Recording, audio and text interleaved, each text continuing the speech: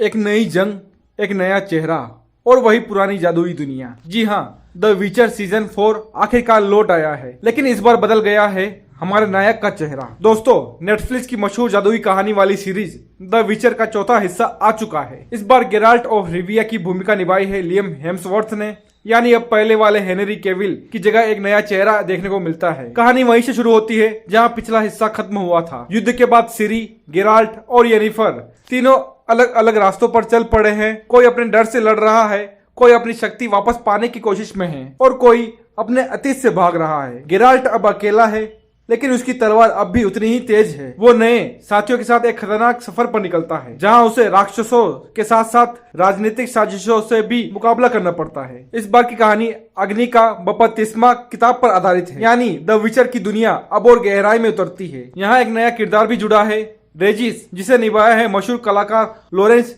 Fishburne ने। उनका किरदार शो को और गहराई देता है। शुरुआत में लियम हेम्सवर्थ को हेनरी केविल की जगह देखना थोड़ा अलग लगता है, क्योंकि पुराना गेराल्ट दोनों के दिलों में बस चुका था। लेकिन कुछ एपिसोड्स बाद लियम की अपनी अलग पहचान बनने लगती है। उनका गुस्सा, भावनाएं और तलवारबाजी धीरे धीरे दर्शकों को जोड़ लेती है। येनिफर यानी अन्य चालोत्रा इस बार और ज्यादा परिपक्व दिखती हैं। उनका जादू और उनकी ताकत दोनों पहले से बेहतर लगे। वहीं सीरी यानी फ्रेया एलेन इस बार सबसे ज्यादा भावनात्मक और मजबूत दिखाई देती है। उसकी कहानी डर, तकलीफ और आत्मविश्वास की यात्रा है। सीजन 4 में दृश्य एकदम शानदार हैं। जंगल, बर्फ, राक्षस और युद्ध के पल इतने असली लगते हैं कि आंखें हटती नहीं। कुछ जगह ग्राफिक थोड़े कमजोर हैं, लेकिन ज्यादातर सीन्स एकदम सिनेमैटिक अनुभव देते हैं। संगीत यानी बैकग्राउंड म्यूजिक इस सीरीज की जान है। गेराल्ट की थीम सुनते ही वो पुराना जादुई माहौल वापस आ जाता है। इस सीजन में कई अनुभवी निर्देशकों ने काम किया है। शुरुआत थोड़ी धीमी है,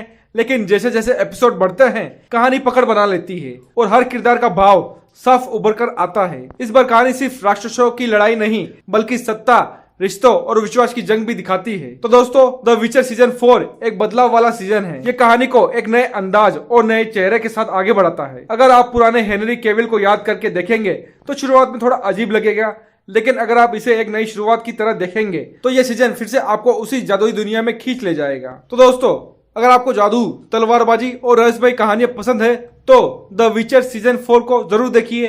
थोड़ी धीमी शुरुआत के बाद ये शो आपको पूरी तरह बांध लेता है। और हाँ, अगर वीडियो अच्छा लगे तो लाइक करें और ऐसे ही मूवी और वेब सीरीज रिव्यू के लिए चैनल को सब्सक्राइब करना न भूलें। मिलते हैं अगली वीडियो में, तब तक के लिए धन्यवाद।